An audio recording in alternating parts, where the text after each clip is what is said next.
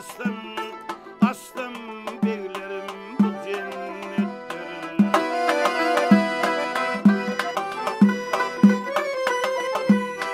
Beyhuş bolayıp yatıp durdum, hakkına çok gördüm.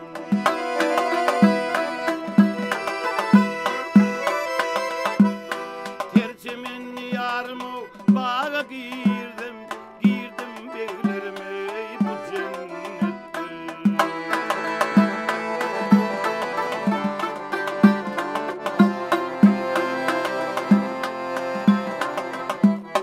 Men davleyli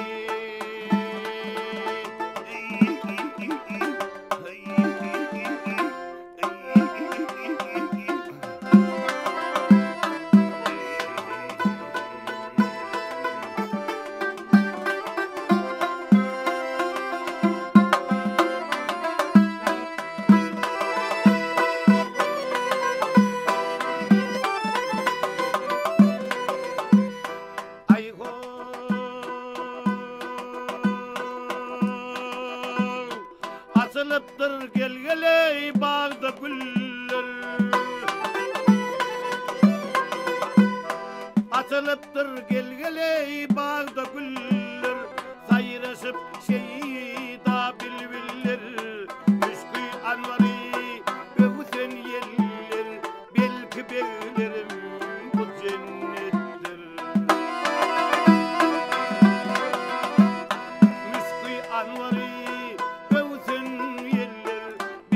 beylerim bu cennettir.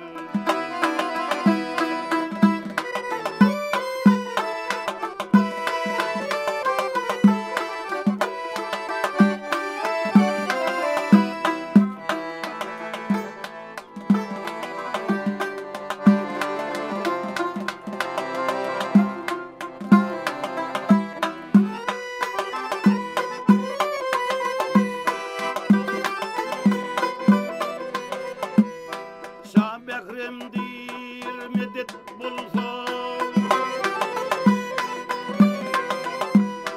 Şah Behrem'dir medet bulsam.